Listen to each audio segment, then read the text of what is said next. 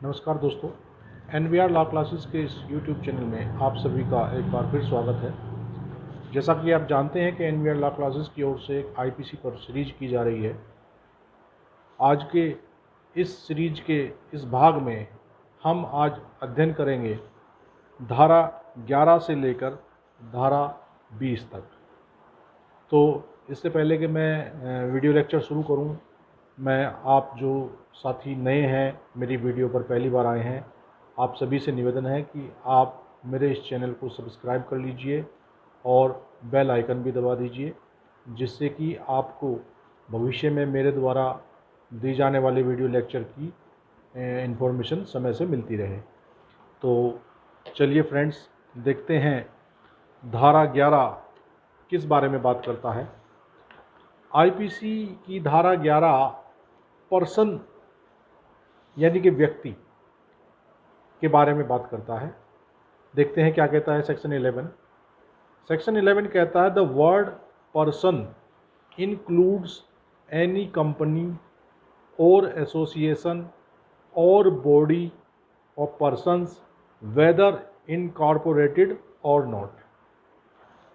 देखिए, ये कह रहा है कि कोई भी कंपनी या संगम या व्यक्ति निकाय, चाहे वह निगमित हो या ना हो, व्यक्ति शब्द के अंतर्गत आता है।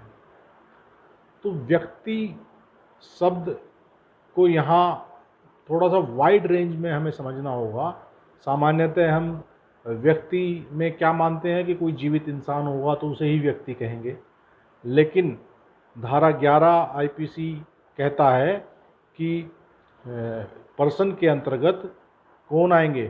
कोई कंपनी होगी तो भी पर्सन में आएगा, कोई एसोसिएशन है, कंपनी है, संगम है ना, कोई निकाय है व्यक्तियों का, ठीक है, वो चाहे निगमित हो या अनिगमित हो, मतलब कॉरपोरेट बॉडी के तौर पर वो पंजीकृत हो या ना हो, इस बात से कोई फर्क नहीं पड़ेगा। वो धारा 11 के अंतर्गत व्यक्ति शब्द के अंतर पढ़ा जाएगा। ठीक है दोस्तों, तो धारा 11 व्यक्ति के बारे में हमें स्पष्ट समझाता है। आशा करता हूँ कि धारा 11 आपको समझ आया होगा। अब देखते हैं धारा 12 क्या कहता है। धारा 12 बात करता है पब्लिक के विषय में।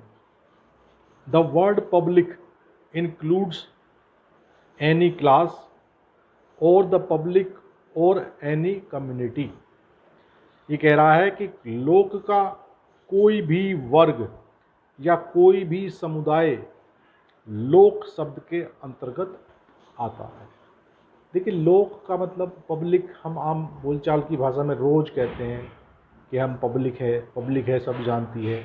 तो पब्लिक का मतलब है कि कोई भी वर्ग या कोई भी समुदाय, मतलब कि एक पीपल जो है, ग्रुप ऑफ पीपल्स आप कह सकते हैं, तो दैट इज पब्लिक। ठीक है, तो धारा 12 पब्लिक के बारे में समझाता है। अब देखते हैं सर्वेंट ऑफ गवर्नमेंट 14, धारा 14 बात करती है। धारा 13 जो है वो रिपील्ड हो चुका है, धारा 13 अस्तित्व में नहीं है।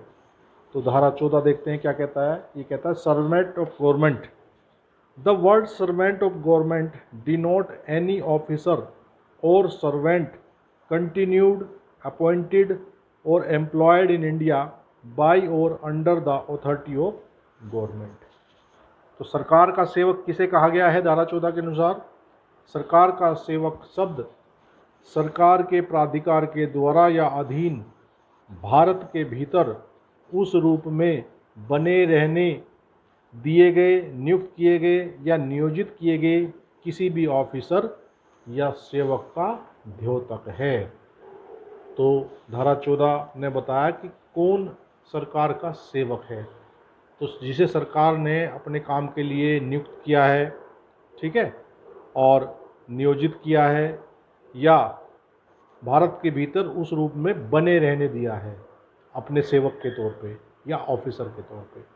तो इसमें दोनों चीज़ों को कवर किया है। ये कहा है कि जो ऑफिसर हैं वो भी सरकार के सेवक हैं, और जो सेवक हैं, सर्वेंट हैं, वो तो है ही सेवक। तो धारा 14 में दोनों लोगों को कवर किया गया है, ऑफिसर्स भी सरकार के सेवक के तौर पे जो नियुक्त किए गए हैं और उसके जो सर्वेंट हैं वो भी। ठीक है जी।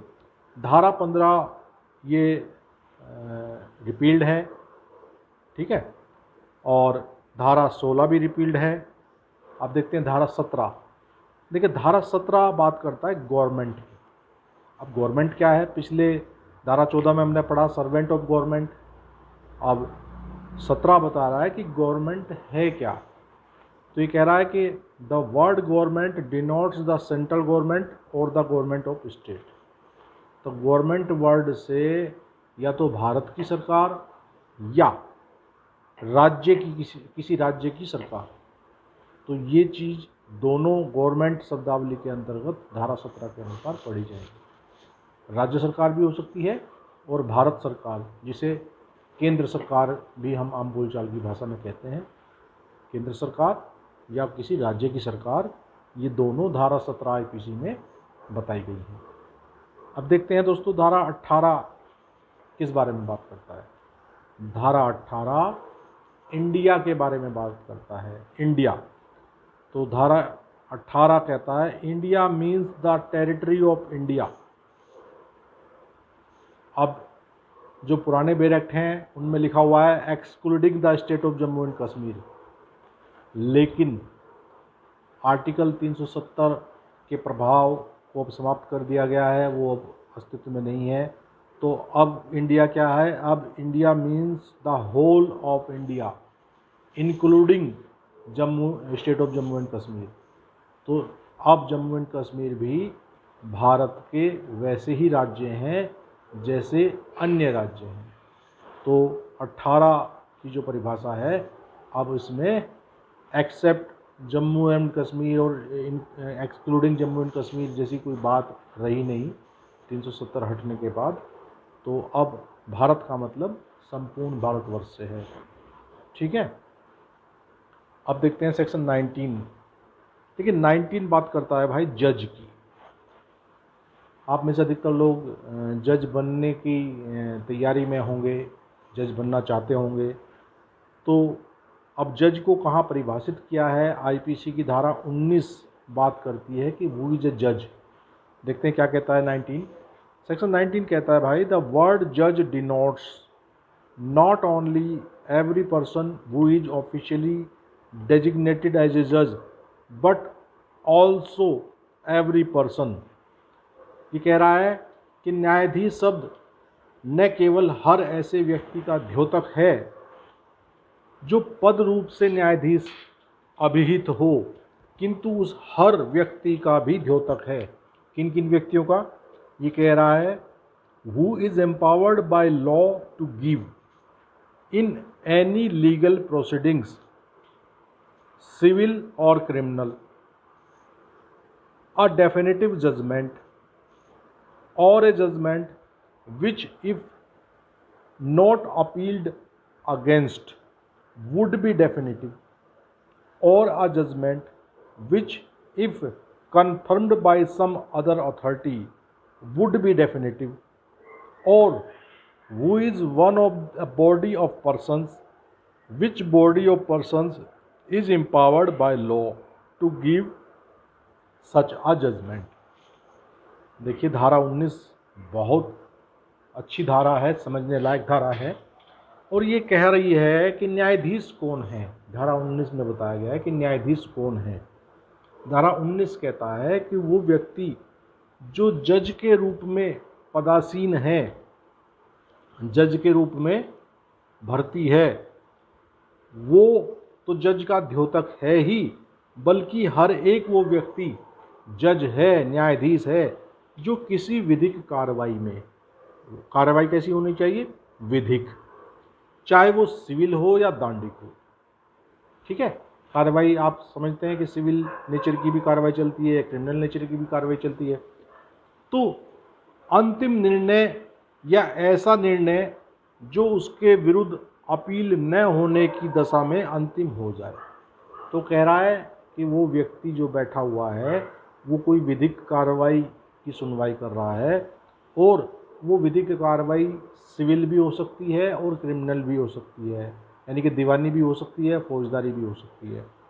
और उसमें वो ऐसा निर्णय देने के लिए सक्षम हो कि यदि उसके निर्णय को अपील ना किया जाए तो वो निर्णय अंतिम हो जाए, या जो किसी अन्य प्राधिकारी द्वारा पुष्ट किए जाने पर अंतिम हो जाए, या देने के लिए विधि द्वारा सशक्त किया गया हो।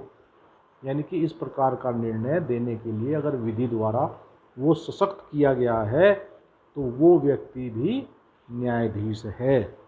अथवा जो किसी व्यक्ति निकाय में से एक हो, किसी व्यक्ति निकाय में से एक हो जो व्यक्ति निकाय ऐसा निर्णय देने के लिए विधि द्वारा सशक्त किया गया हो। देखिए, आप देखते होंगे कि हमारे यहाँ लोअर कोर्ट्स में तो आप देखते होंगे कि एक पीठासीन अधिकारी सिंगल बैठते हैं, चाहे वो सिविल कार्रवाई सुन रहे हों, चाहे वो क्रिमिनल कार्रवाई सुन रहे हो, वो सिंगल बैठते हैं, अकेला जज बैठता है।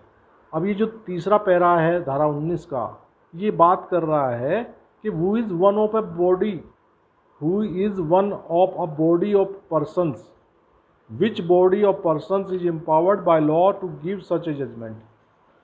अब देखिए, जैसे हाई कोर्ट की आप चर्चा करें, वहाँ देखें कि मान लीजिए डबल बेंच में सुनवाई हो रही है तो 2 जज बैठे हुए हैं, तो वो जो 2 जजों की एक निकाय बॉडी निकाय हो गया, तो उनमें से हर एक व्यक्ति जज है, ठीक है। और वो विधि द्वारा क्या फैसला देने के लिए, जजमेंट देने के लिए विधि द्वारा उन्हें सशक्त किया गया है। तो धारा 19 बात न्यायाधीश की करता है, और न्यायाधीश में हम अगर साधारण भाषा में हम समझें न्यायाधीश को, तो वो व्यक्ति जो किसी विधिक कार्रवाई में, चाहे विधिक कार्रवाई सिविल हो या क्रिमिनल हो, कोई अंतिम विनिश्चय करने के लिए सशक्त हो, ठीक है। और अंतिम निर्णय उसका कब हो जाएगा? जब यदि उसके खिलाफ कोई अपील ना की गई हो या किसी अन्य प्राधिकारी के द्वारा वो पुष्ट कर दिया गया हो। मान लीजिए अपील में हमारे जज साहब ने कोई फैसला दिया और उसके खिलाफ अपील में कोई पक्षकार गया, और फिर सामने अपील न्यायालय ने भी आपका निर्णय जो है वो फाइनल कर दिया, सुनिश्चित कर दिया उसको, तो वैसी स्थिति में वो निर्णय अंतिम हो जाएगा पुष्ट हो जाने के बाद, ठीक है।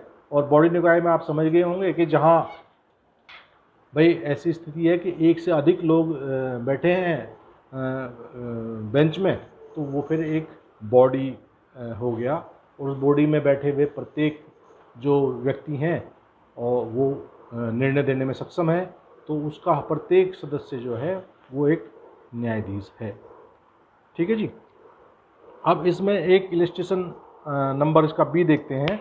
ये कह रहा है, a magistrate exercising jurisdiction in respect of a charge on which he has power to sentence to fine or imprisonment with or without appeal is a judge।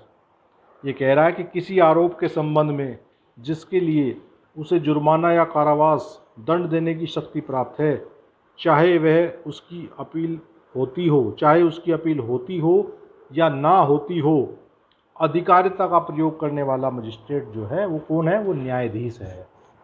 वो मजिस्ट्रेट वहाँ न्यायाधीश की कैपेसिटी में आ जाएगा जब उसको पेनल्टी, या तो उसको जुर्माना लगाने का राइट हो या उसको सज़ा देने का राइट हो, कारावास करने का राइट हो, तो वैसा व्यक्ति जो है वो न्यायाधीश हो जाएगा। इसका एक इलस्ट्रेशन नंबर डी है, वो भी बड़ा महत्वपूर्ण है। ये डी इलस्ट्रेशन को आपको समझने की आवश्यकता है, कई बार ये एग्ज़ाम्स में पूछा गया है, जिसमें ये कहा गया है कि किसी आरोप के संबंध में जिसके लिए उसे केवल अन्य न्यायालय को विचारणार्थ सुपुर्द करने की शक्ति प्राप्त है, अधिकारिता का प्रयोग करने वाला मजिस्ट्रेट न्यायाधीश नहीं है। देखिए, इसका डी इलस्ट्रेशन में इंग्लिश वर्जन भी पढ़ रहा हूँ। ये कह रहा है, a magistrate exercising jurisdiction in respect of a charge on which he has power only to commit for trial to another court is not a जज। ये कह रहा है कि जैसे मान लीजिए उदाहरण के तौर पे हमारे यहाँ जो CGM कोर्ट है उसको 7 वर्ष तक की सज़ा देने का राइट है, वो उतने ही सज़ा वाले मामलों को सुन सकता है। और उससे अधिक सज़ा वाले मामले, मान लीजिए कोई हत्या का मामला आता है और वो CGM साहब की कोर्ट में है, तो CGM साहब को करना क्या है उसके बारे में कि उसको कमिटल करना है, उसको सुपुर्द करना है किसे, सेशन कोर्ट को। तो सेशन कोर्ट को सुपुर्दगी करने वाली जितनी प्रक्रिया है उसमें वो मजिस्ट्रेट जो अपनी अथॉरिटी यूज़ कर रहा है, वहाँ उसे ना तो उसे सुनवाई का अधिकार है उसको, ना उसको वो अंतिम रूप से विनिश्चित कर सकता। उसका कार्य तो वहाँ बीच में केवल एक माध्यम मात्र है कि एक प्रक्रिया के द्वारा वो उसको कमिट कर देगा सेशन न्यायालय को। तो इलिस्ट्रेशन डी कह रहा है कि ऐसी स्थिति में वह जो व्यक्ति है, वह जो मजिस्ट्रेट है, वो मजिस्ट्रेट न्यायाधीश नहीं है। और अक्सर एग्ज़ाम में ये सवाल आ जाए तो अगर आपने ये रजिस्ट्रेशन अच्छे से नहीं समझा है तो आप कहेंगे यस सर, चूँकि वो मजिस्ट्रेट है और मजिस्ट्रेट तो न्यायाधीश होता ही है, तो आप सीधा न्यायाधीश टिक करेंगे, तो आपका सवाल गलत हो जाएगा जवाब आपका। तो धारा 19 में ये बताया है कि हु इज़ द जज, कौन न्यायाधीश है। ठीक है, अब देखते हैं भैया धारा 20। धारा 20 कह रहा है कि कोर्ट ऑफ जस्टिस, न्यायालय। न्यायालय कौन, क्या है न्यायालय? तो धारा 20 में समझाया गया है कि न्यायालय क्या है। ये कह रहा है कि the words court of justice denote a जज who is empowered by law to act judicially alone और ए बॉडी ऑफ जजेस which is empowered by law to act judicially as a body when such judge or body of judges is acting judicially। देखिए न्यायालय, अभी पीछे हमने पढ़ा न्यायाधीश, और यहाँ धारा 20 में बताया है कि न्यायालय क्या है। तो ये कह रहा है कि न्यायालय शब्द उस न्यायाधीश का, यानी कि किस न्यायाधीश का, जिसे या तो अकेले ही न्यायिक कार्य करने के लिए विधि द्वारा सशक्त किया गया हो, या उस न्यायाधीश निकाय का जिसे एक निकाय के रूप में न्यायिक कार्य करने के लिए विधि द्वारा सशक्त किया गया हो। जबकि ऐसा न्यायाधीश या न्यायाधीश निकाय न्यायिक कार्य कर रहा हो तो इसका द्योतक है कि वो न्यायालय है जिस वक्त वो व्यक्ति इस प्रकार कार्य कर रहा है। न्यायालय कोई ईंट और सीमेंट से बनी हुई बिल्डिंग का नाम न्यायालय नहीं है। जब उसके अंदर न्यायाधीश बैठ के न्यायिक कार्य करे, वो चाहे अकेला कार्य करे, चाहे वो एक बॉडी के तौर पे कार्य करे। जैसे मैंने पिछली धारा में आपको समझाया कि जज साहब सिंगल सिटिंग भी हो सकता है, यानी कि पीठासीन अधिकारी अकेला भी हो सकता है, और हाई कोर्ट और सुप्रीम कोर्ट में एक से अधिक जज बैठकर मामले की सुनवाई करते हैं। तो तब भी जब वो बैठ के न्यायिक कार्य करते हैं तो धारा 20 के परिभाषा के अनुसार वो न्यायालय कहलाता है। ठीक है दोस्तों, तो आज की वीडियो लेक्चर में इतना ही। आज हमने धारा 11 से लेकर धारा 20 तक IPC का अध्ययन किया। आपको ये वीडियो कैसा लगा, आप सभी अपने कमेंट बॉक्स में अवश्य दें, तथा यदि आपको वीडियो अच्छी लगी हो तो अपने दोस्तों में, मित्रों में शेयर करें, तथा जिन साथियों ने अभी तक मेरे इस चैनल को सब्सक्राइब नहीं किया है वो कृपया सब्सक्राइब कर लें, जिससे कि मेरी हर आने वाली वीडियो का नोटिफिकेशन आपको समय से प्राप्त हो सके। इसी के साथ आज का वीडियो लेक्चर समाप्त करता हूँ। जय हिंद, जय भारत। मिलते हैं नेक्स्ट वीडियो में। नमस्कार।